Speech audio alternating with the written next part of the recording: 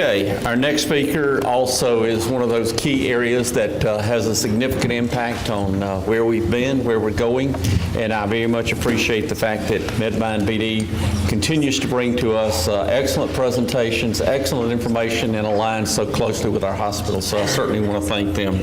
Our next speaker is the Medical Director for Digital Health for MedMined Services, Dr. Kalvin Yu. Dr. Yu is a board-certified infectious disease specialist trained at UCLA School of Medicine and Cedars-Sinai Medical Center. He was previously the Chief Integration Officer for Kaiser Permanente in Southern California, where he was responsible for navigating the integration of quality, community benefit, and research to improve care and influence public policy. He's an invited member of the CDC Antibiotic Utilization Work Group and a thought leader with a number of organizations. So we certainly appreciate having him here today and his expertise on this very important topic. So thank you very much. Thank you. Thank you very much. I'll turn this one off and hopefully avoid a squeal. Thank you. Can you folks hear me at all? No. I can turn this other one back on and we can swap. Okay. Let's try that. Technical glitch. Hold on for a sec.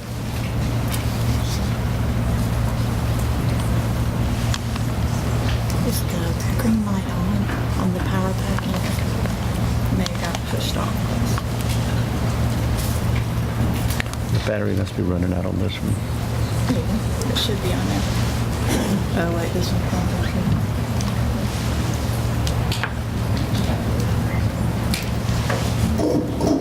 How about now? Okay, there we go. So I want to thank you for inviting me to speak in Alabama. Full disclosure, I am from Los Angeles, as you heard in the intros. Guess what this is? Yeah. According to the check-in clerk at the hotel, this is a toothpick and would not stand a chance in an Alabama storm. So I am perhaps maybe book smart, but not street smart, apparently.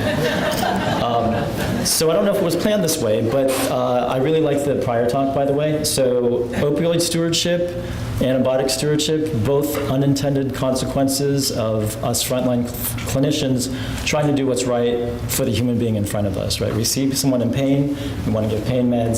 We see someone infected, we want to do something about it.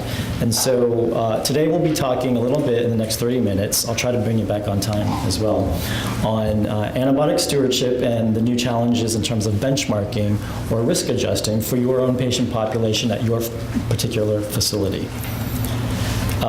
So we'll go over some of the clinical ramifications of antibiotic misuse, what the quote-unquote optimal antimicrobial stewardship program might look like for you, and then clinically intuitive ways to benchmark antibiotic use, which will entail going over a good stewardship workflow, clinically relevant data integration into your system, the current benchmarking technique that is out currently by the CDC, and then perhaps what's in line for the future.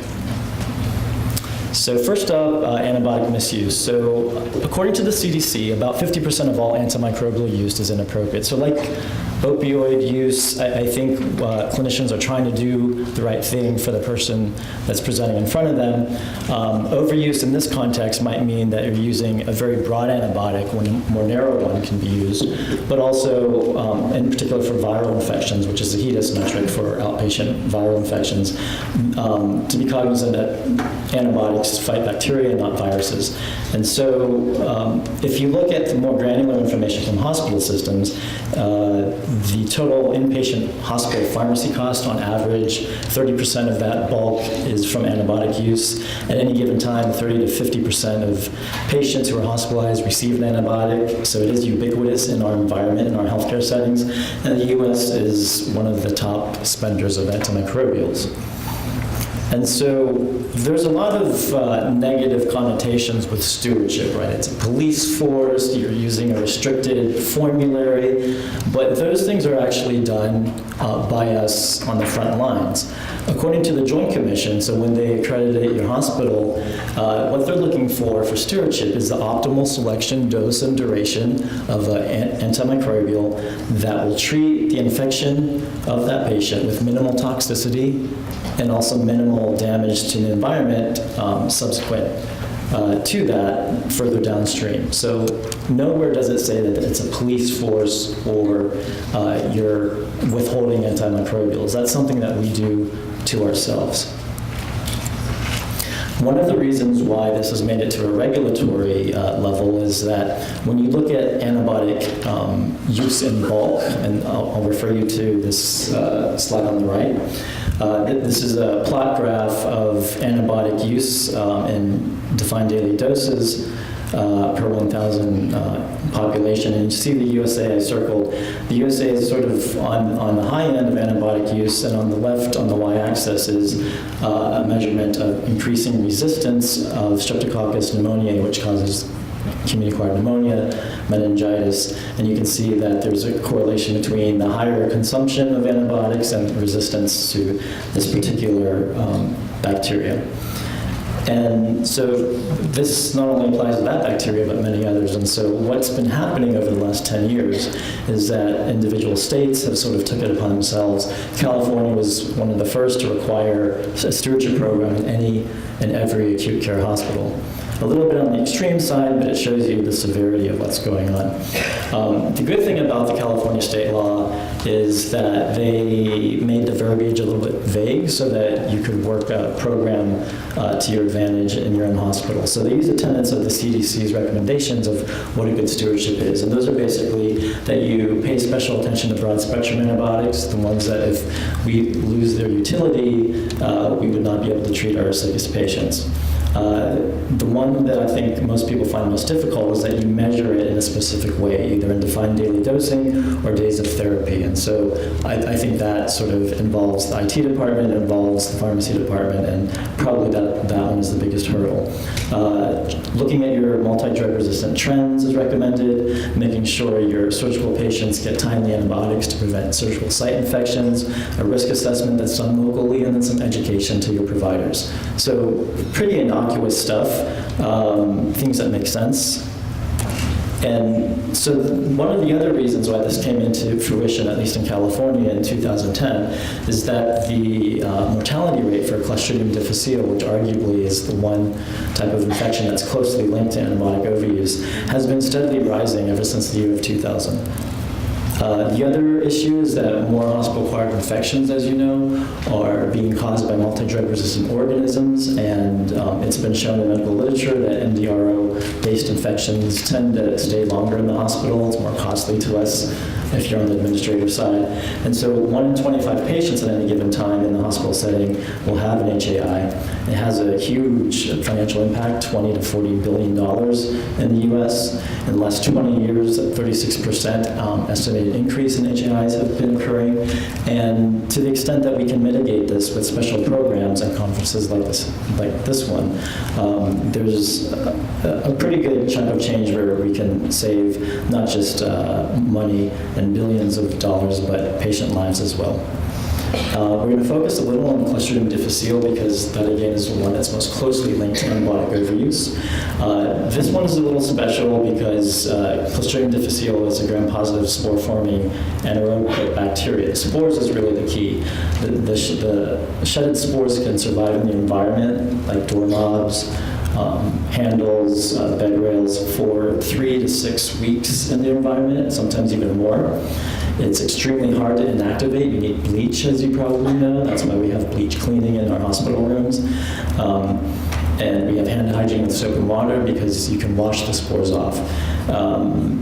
Clostridium difficile is thought to be present in 3 to 7% of the healthy, asymptomatic patient population. So if we had 100 people in this room, 3 to 7 of you would be colonized with C. diff. Probably it's much more than that because you all work in hospitals, but and speaking of which, if you're an inpatient in hospitals, that goes up to 5 to 15%. So you can just tell by working in that environment, you can get colonized. And then more concerning is that in skilled nursing facilities, up to 50% of those patients can be asymptomatically colonized with these spores.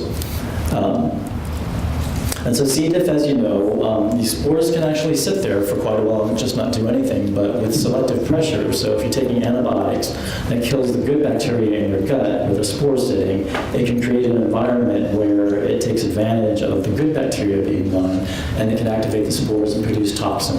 And so that toxin inflames the bowel, the large intestine wall, and can cause colitis, as you know.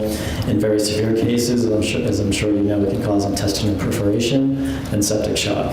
And again, you can pick up these spores at your doctor's office, at the hospital, obviously nursing homes, a rehab facility where there's a lot of equipment that people are touching, and if not, they're not really good at washing their hands, it can be ubiquitous in the environment. So what do we do about this if C. diff spores are pretty much everywhere at this point?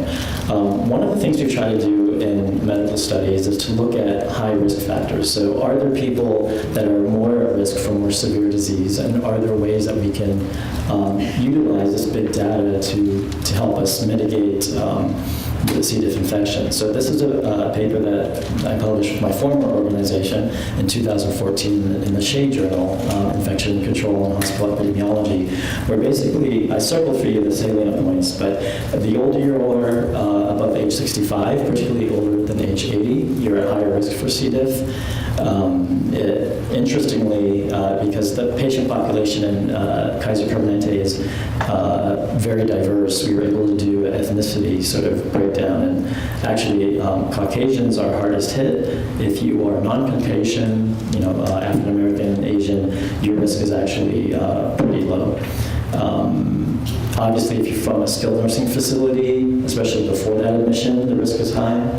If you've been admitted anywhere between 3 to 6 months before that before that repeat admission, the risk is high. Outpatient clindamycin, the risk is high. And then also, if you've been exposed to more than 2 classes of antimicrobials in your hospital setting, regardless of duration, your risk is higher. And so that speaks to choosing antimicrobials wisely and sticking to the same regimen and getting that first regimen or second regimen right. Also, within this plot graph, you see that some antibiotics are protective, which I don't think a lot of people know. So the macrolide subgroup and the tetracycline antibiotics are actually protective against C. diff.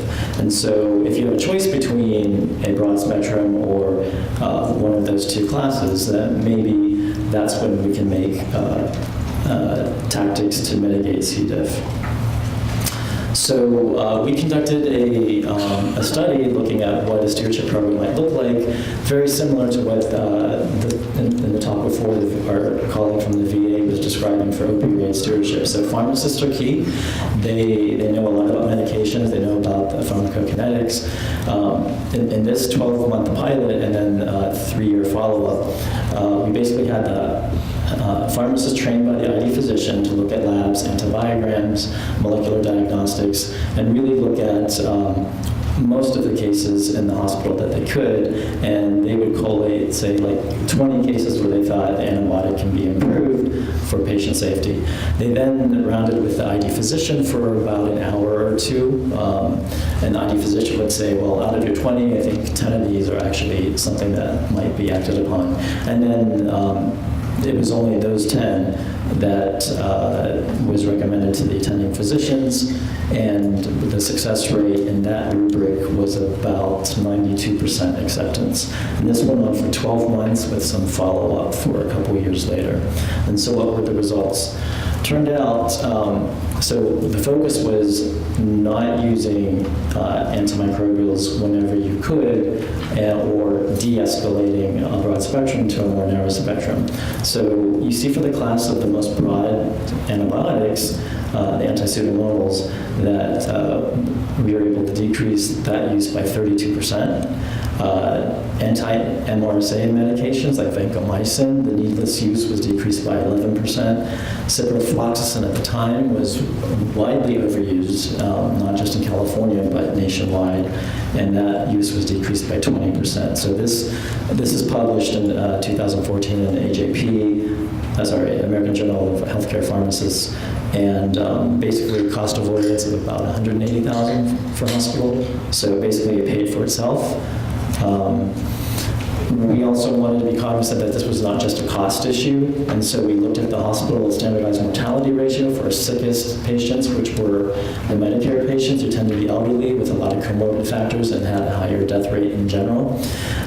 And basically, before the stewardship program, for all these infections we looked at, the mortality rate was 14.6. 2 years after the stewardship, it was 10.6. So this does not establish causality, so we can't say because of the stewardship program, we saved 4% of the mortality rate, but rather, and this was important because California was one of the first states to have this type of law, that doing a stewardship program, i.e. Remotely or through chart review, did not harm the patient. In fact, if anything, it helped the patient survive that infection.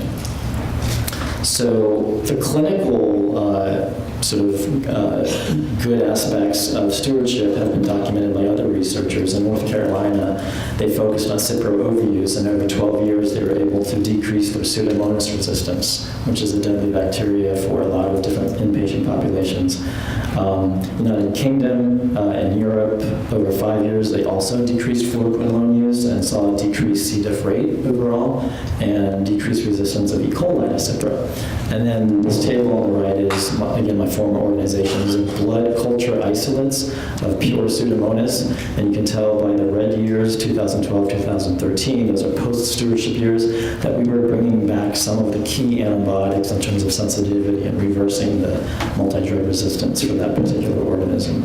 So those are obvious pros for stewardship programs long-term that potentially can be achieved. What are the cons? So here you see the same program. You saw over a year, several years, we decreased the antibiotic overuse for the broadest antimicrobials. So a funny thing happens when you work in a multi-integrated healthcare system and you do something like this. The quality department, of which I became one of the quality executives over time, they just kind of throw up a dashboard and don't really tell you. And so these are the 15 hospitals in that particular system. The ones with the gold star on the bottom, they had the lower than regional average of broad antimicrobial use. So they were happy with that. The check marks were you were at regional average, they were okay with that. The ones with the big ugly red X, they were above regional average. Those people were not happy. And so at the time, I was the regional ID chief for that entire region, for that hospital system. And we get calls by the local ID chief saying, you know, we're number one in a bad way, but you're not taking into account that we're a teaching hospital, that we see transplant patients, that we see more hemodialysis patients. And you know, there's no argument against that, but that actually is very true. And so how do we make these types of assessments more meaningful to your patient population that you see at your own hospital? So that was the issue. And also the other broader issue is, what is a good stewardship program? So this is the 35 hospital system that I worked at formerly. This is all published, by the way, so this is available online. Hospital number 5 is circled, and hospital number 24. So if you look at the blue graph, hospital 5 is using more total antibiotics in bulk per 1,000 patient days, so it's normalized, so you can compare hospitals using more total antibiotics than hospital 24.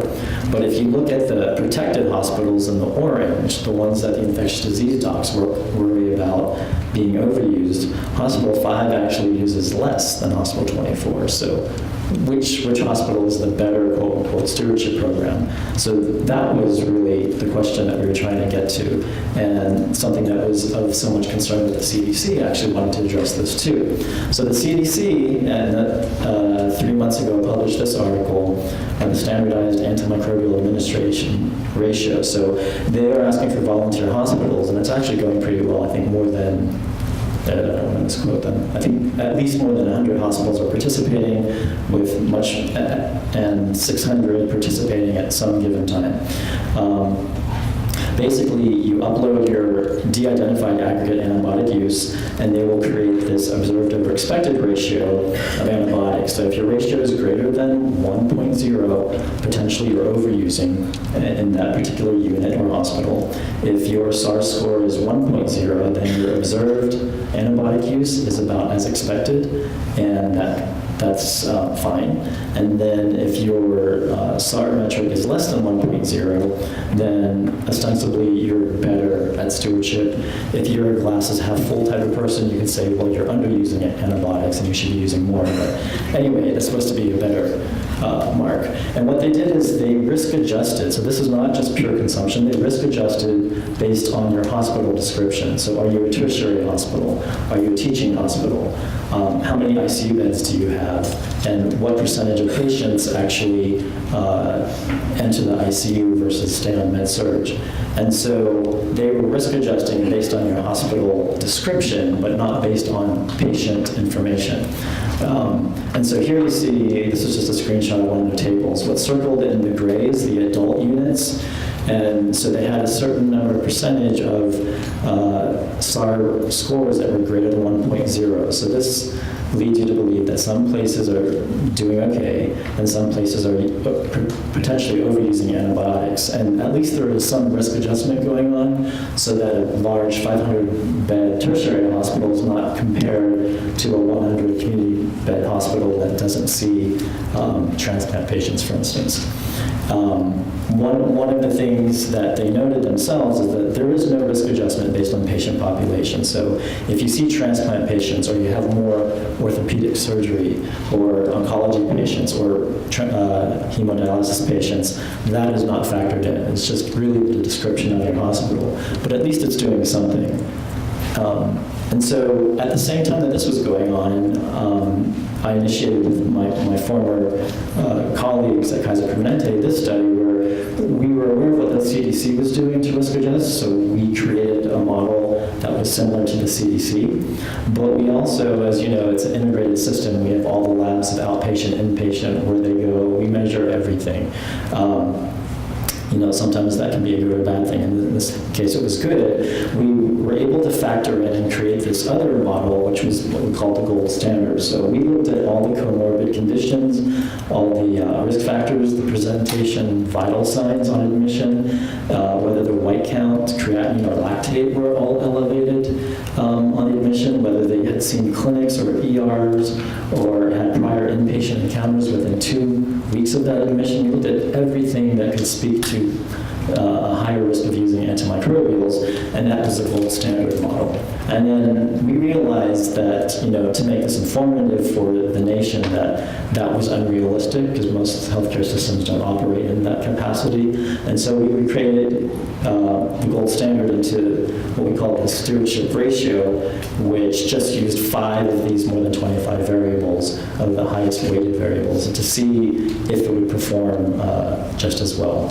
And so we'll get to the results in a second. I want to say that it was really important for me to include DRGs in this evaluation because DRGs, diagnosis-related groups, is generated by every single hospital that bills. So potentially, except for the VA hospitals, because I think you can't bill the federal government because you are the feds. Basically, any hospital that bills can generate DRGs, and you do. I just don't know if the clinicians have access to this, but it's important clinical information. It contains the primary diagnosis, up to 2 or 3 secondary diagnoses, your age, your sex, procedures rendered, so what type of surgery, whether you were intubated, whether you received hemodialysis, and then comorbid factors. So it has a lot of good information that ostensibly would help predict antibiotic use. The problem is there are more than 700 DRGs, and so if you do regression modeling, I know there's at least one data scientist in here, if you try to do a model with more than 700 variables, you're going to get a really bad model. And so what we did is we used recursive partitioning to bucket these 704 into 4 subgroups so that we can include the DRGs into our regression model. The paper is cited here. It was just published 2 months ago in Clinical Infectious Diseases if you want to know more about the methodology. So anyway, these are the results. So again, we're comparing the gold standard that had 25 plus variables, everything in the kitchen sink thrown at it to predict antibiotic use. That's on the x-axis, excuse me. And on the y-axis at the top two rows is the CDC-like metric, which just use hospital descriptors as the risk adjustment. And then the bottom two rows is the simplified ratio, where we use the 5 most influential risk factors of the gold standard. And so your goal here when you're doing an R-squared plot is you're trying to get the most straight diagonal line, because that's when the two models fit the best, and that they're actually doing the same thing. Anything above 70% is considered good, below 70% maybe not so good. So let's look at the CDC's model first, the first two rows at the top.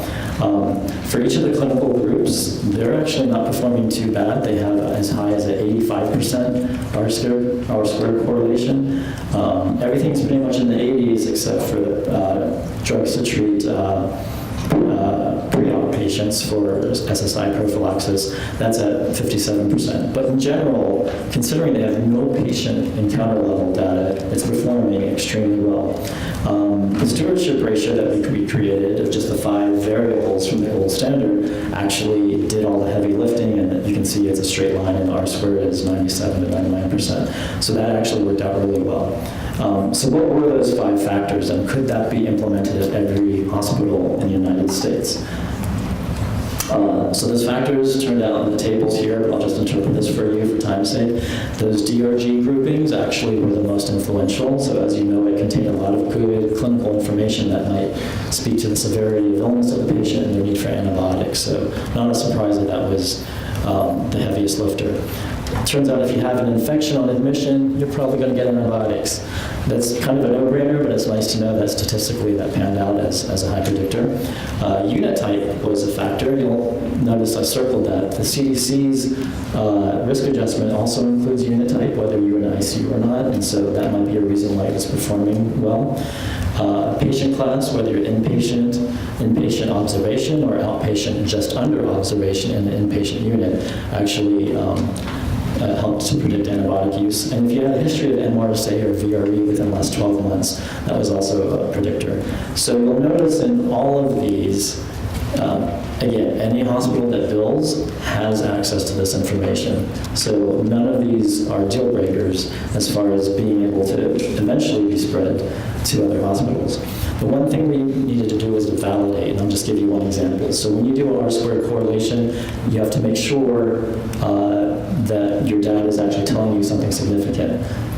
So for example, if we did a correlation between death in the hospital and people wearing the color white, it would highly correlate, right? Because a lot of us wear lab coats, nurses, doctors, pharmacists, but that doesn't mean that wearing white causes death, right? So you have to actually look at the data to see if that correlation makes sense. And so what we did is we looked at the CDC's metric versus our pared-down stewardship metric to see when they were most discordant if we had the information to explain that. And here's one example. Hospital B, which is circled, in their ICU for the anti-MRSA medications has a CDC metric of 1.8. Again, anything above 1.0 will be an outlier, so that would be listed as an outlier, high prescribing, overuse of anti-MRSA medications. But if you look at the stewardship ratio, it's listing it as okay, it's 1.04. So is there a plausible explanation? So within the stewardship ratio, remember, it does have patient encounter level data, and it turns out that 32%, which was much higher than the hospital system average of ICU days, were patients with infection. So that makes sense. They're using more antibiotics because they're seeing more infected patients. More importantly, they had more than double than the hospital system average of patients with a history of MRSA and VRE within the last 12 months. So it makes sense that they are actually using more anti-MRSA drugs because they see more MRSA and VRE in their hospital setting. So there's more of these examples, but basically these results were clinically validated. So how does this relate to regulatory law and benchmarking and stewardship? So we've seen 3 basic ways of measuring antibiotic appropriate use. We've seen raw consumption, which is the blue, which you can do few kind of cool things. You can do cost avoidance and sort of show that your program is paying for itself. So that's represented in blue. So you have a hospital 35 and all the way down to hospital 1 in terms of pure antibiotic cost. And they're ranked based on, pure antibiotic consumption. But they're ranked by their consumption. In the circles is the ranking from the simplified ASP ratio, which is a completely different order. So 35 and hospital 1 stay the same, but the ones in between kind of flip. If you use the CDC's metric, which is in the triangle, it's also different from the prior two. And so basically what this is saying is, if you want to set up a system where you're ranking hospitals, you'll get one result if it's just the total consumption. You'll get another result if you risk adjust based on hospital description. You'll get another result if you're actually risk adjusting based on the patients you're seeing at that particular hospital. So keep in mind, because interpreting the data that you collate actually has a lot of value in terms of what you can do for your patients and how you interpret it and what clinical sort of interventions you make because of those assumptions. So that's fine for regulators and administrators, but how do you translate this in the real world? And so this is in the paper that was published as well, where if you use these observed to expected ratios, you can help streamline the workflow for stewardship. And by the way, this applies to opioid stewardship, but if you just substitute antibiotics for different opioid use or benzodiazepines or even TCA, tricyclic antidepressants, anything that alters the mentation, you can form this sort of dashboard where basically at a glance, within 2 minutes, any pharmacist can look at this plot of sort of the clinical classes of antibiotics and the units and say, okay, red looks bad, red in general means stop, and bigger red is bigger bad. Green usually means go and okay, bigger green, good. So not too difficult, but as you may know, and the stewardship and the opioid folks would know this, the resources to do this type of work are usually very truncated. So it is really powerful to be able to visually look at, okay, I have a half FTE for this day to do stewardship work. I'm going to hit this ICU and this pre-op area because they look more intensely red. And in this hospital W, I'm going to hit these other units.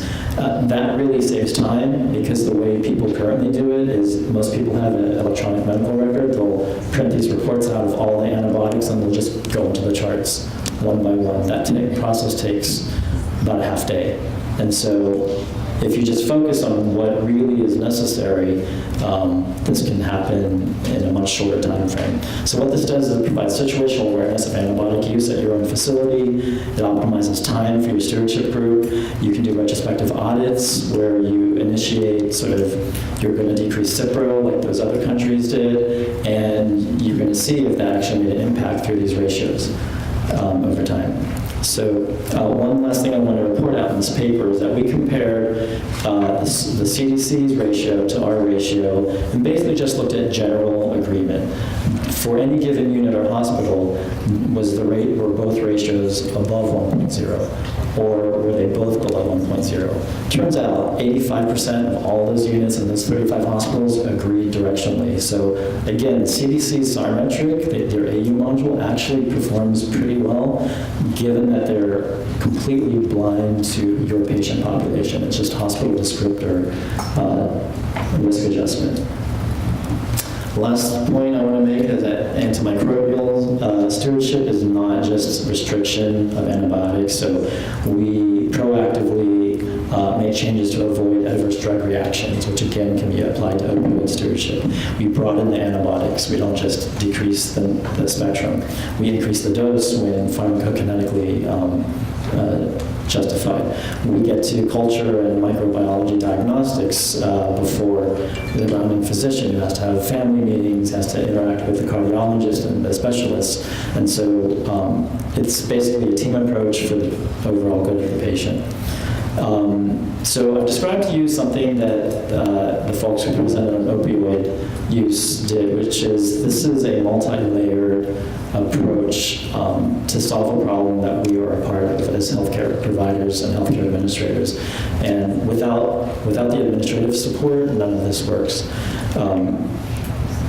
And so why do we need stewardship programs, and not just for antibiotics, but for other drugs and disease states? For antibiotics, we have drug resistance, we have C. diff mortality increasing, we have precious few drugs to treat those drug resistance, and so we want to keep those active, not just for you if you get sick, but your kids and grandkids. You would want to be able to know that when it's your time to go, that your kids, if they get sick, are going to be treated with something that's effective. It's cost effective, it might help decrease mortality, and versus a ranking of the hospitals, maybe you want to use it as self-assessment. It's a quality enhancement tool. It can help you learn how to use big data sets for other things, not just antibiotics. And then I want to say one thing about the sepsis campaign, because I believe in sepsis obviously as an IDDoc of the sepsis sort of bundle, but what tends to happen is you are timed on when you give that patient antibiotics, and you give them the best antibiotics. But we have sophisticated molecular diagnostics now, we have cultures. So once you know what is afflicting your patient, please pare it down, consult your ID physician, because pretty soon we're going to run out of antibiotics. And so I also want to make one last pitch for the CDC's AU module. It's voluntary. They provide a ZERP over expected ratio for each of your med-surg and ICU units. There are ways to do that on your own. I published a paper where if you had a really good IT team, you could craft your own methodology. And then BD MedMined, we are also sort of level 3 certified to upload that for you. And so I think this is the way of the future if we're going to get a hold of multi-drug resistance and C. diff. And I am out of time. Thank you. I'll take any questions.